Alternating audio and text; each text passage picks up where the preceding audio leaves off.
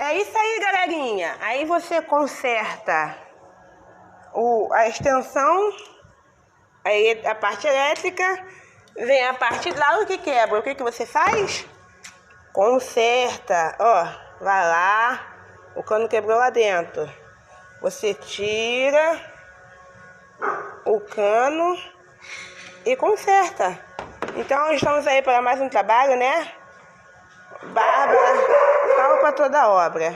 Daqui a pouco eu volto com a finalização do vídeo.